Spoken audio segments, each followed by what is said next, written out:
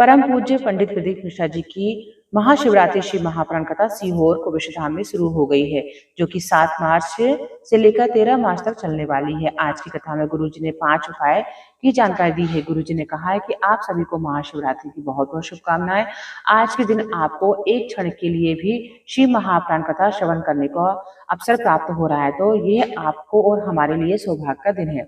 हम पर महादेव की कृपा हुई है। आज की कथा में गुरुजी ने कहा कि आज की कथा में गुरुजी ने शिवरात्रि पर एक फल अर्पित किया जाता है, जिसे बेर या बोर कहते हैं, और केवल एक बेर चढ़ाने से इतनी ज्यादा महत्व होती है। यदि कोई बच्चा माइंड से विकलांग है या फिर उसका माइंड विकसित नहीं हो रहा है, विवेक कार्य नहीं कर रहा है, बुद्धि कार्य नहीं कर रही है, लार टपकती रहती है, उसका माइंड डिस्टर्ब रहता है, तो आपको महाशिवरात्रि पर शिवलिंग पर चढ़ा हुआ एक बेर प्राप्त करना है।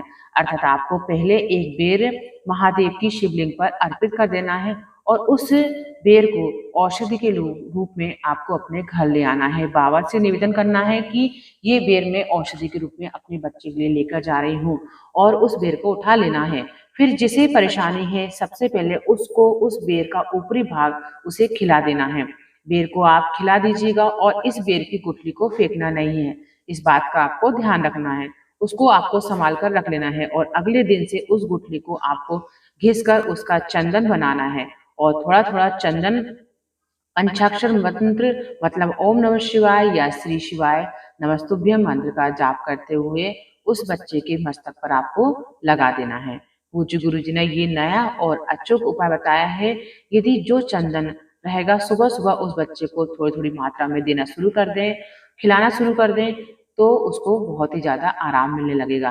देखिए, गुठली का चंदन बनाने के बाद ऐसा ना करें कि उस चंदन को आपको शिवलिंग पर अर्पित करना है, बिल्कुल भी नहीं करना है।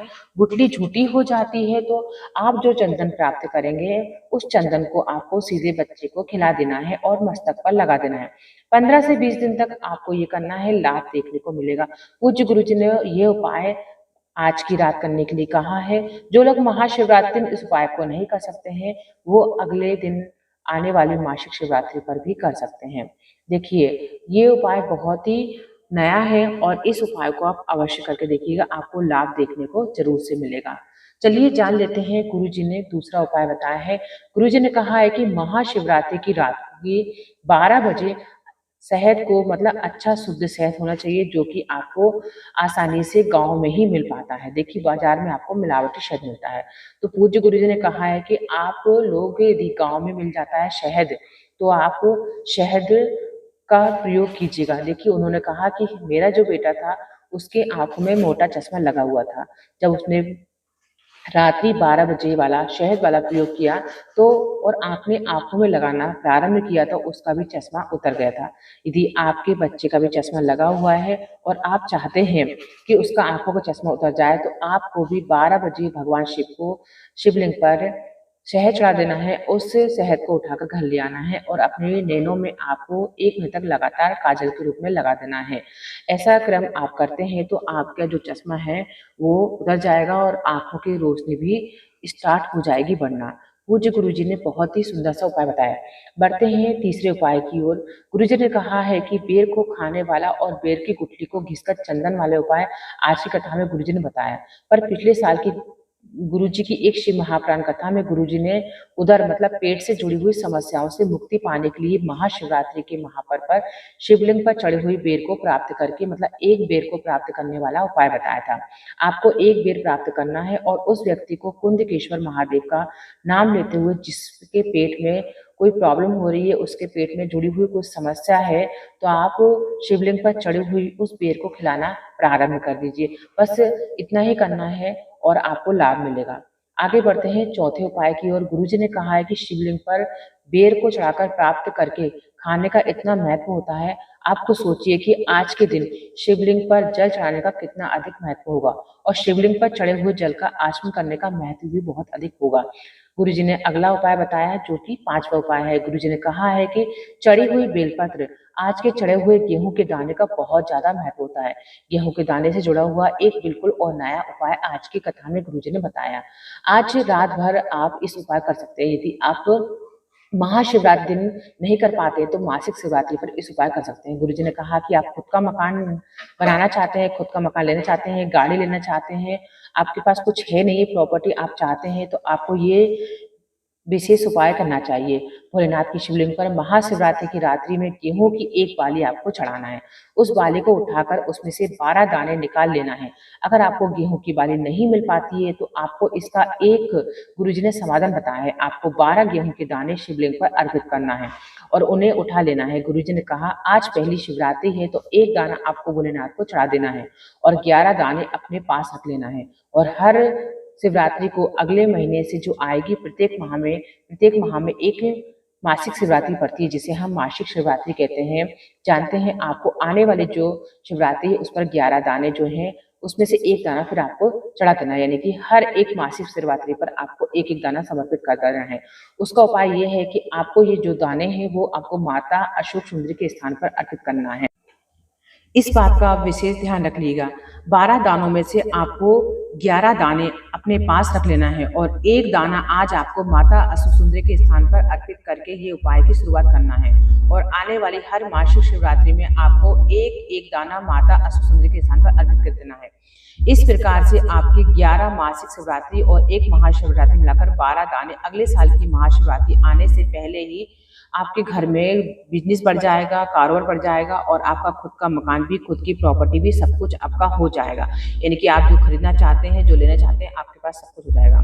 गुरुजी द्वारा बताए गए बहुत ही आसान और सरल उपाय हैं। इन उपाय को आप अवश्य कीजिएगा। महादेव आपकी सारी मनोकामनाएं पूरी करें, हम ऐसा आशा करते हैं। गुरुजी ने अगला उपाय बताया है फूल का।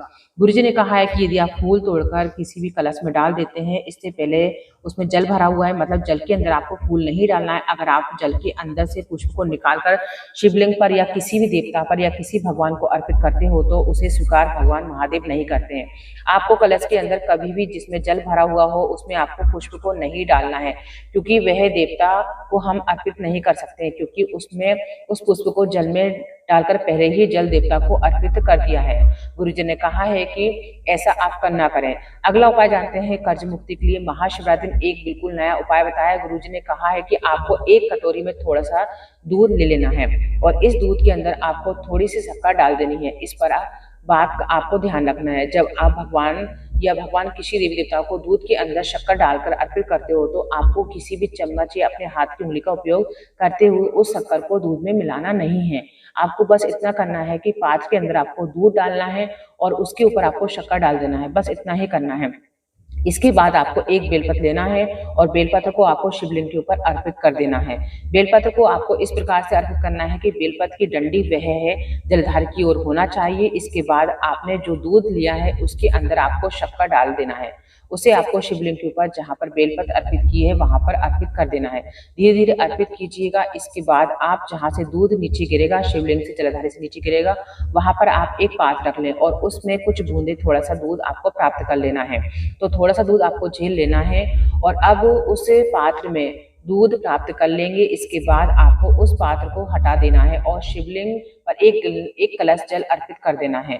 इस प्रकार से आपको ये उपाय करना है और अपने घर पे वो दूध ले आना है। अपने घर के मुख्य द्वार में जो सीधे हाथ की ओर होता है वहां पर आपको उस दूध की एक बिंदी लगा देना है, या फिर आप अपने व्यापार वाले स्थान पर ले जाकर के अपने व्यापार वाले स्थान पर भी उस दूध की एक बिंदी को लगा देना है, या फिर आपको अपने घर की अलमारी में उस दूध की एक बिंदी को लगा देना है। गुरुजी ने 3 जगह बताई हैं, तो आप तीनों में से कोई भी एक जगह पर लगा सकते हैं या फिर तीनों जगह भी लगा सकते हैं दूध की बिंदी। इसके बाद गुरुजी ने कहा है कि उस दूध को पीना नहीं है। गुरुजी ने साफ मना किया है, आप जो दूध लाएंगे वो बच जाएंगे, तो ऐसा नहीं है कि आपको पी लेना, ऐसा नहीं, आपको दूध पीना नहीं है और थोड़ा सा ही प्राप्त कर लेना है, थोड़ा सा ही दूध आपको प्राप्त करके लाना है। आपको जल्दी घर आने का प्रयास करना है, क्योंकि गुरुजी ने कहा है कि कई बार ऐसा होता है कि दूध जल्दी से पात्र में सूख जाता है और आप घर आए तो उससे पहले ही दूध सूख न जाए, तो आपको जल्दी से घर आ जाना है। आकर के इस उपाय को आपको कर लेना है। गुरुजी ने कहा कि कई महिलाएं ऐसा भी करती हैं कि माता बहन ऐसा कर देती हैं कि दूध सूख जाता है तो उसमें थोड़ा सा जल मिलाकर बिंदी लगाने का प्रयास करती हैं, तो उससे उसकी महत्वता खत्म हो जाती है। तो आपको कुछ भी ऐसा नहीं करना है, उसमें कुछ भी नहीं मिलाना है। गुरुजी ने कहा है कि आपको इस उपाय को करने के लिए देसी गाय का दूध का उपयोग करना है और हम आपको बता दें कि आप कच्चे दूध का उपयोग कीजिएगा। ये उपाय आपको 5 शिवरात्रि करना है। गुरुजी ने कहा है कि आप देखेंगे 5 शिवरात्रि में से ही आपका कर्जा चुक जाएगा। ये उपाय आप किसी भी शिवरात्रि से करना शुरू कर सकते हैं और आने वाली 5 शिवरात्रि तक नियम बना लीजिएगा। मतलब कुल मिलाकर 5 शिवरात्रि का नियम बनाकर आपको कर्ज मुक्ति प्राप्त कर सकते हैं। धन प्राप्ति का योग बन जाएगा। ये उपाय अधिक से अधिक करके आज आप लाभ प्राप्त कीजिएगा। देखिए, आज की वीडियो में हमने आपको पूज्य गुरु द्वारा बताए गए उपाय बताए हैं। आशा करते हैं कि आपको ये उपाय पसंद आए होंगे, तो वीडियो को शेयर कर दीजिएगा और हमारे चैनल को आप सब्सक्राइब जरूर से कर लीजिएगा। दोस्तों, आगे और भी हम उपाय आपको बताते रहेंगे। तब तक के लिए धन्यवाद। श्री शिवाय नमस्तुभ्यम।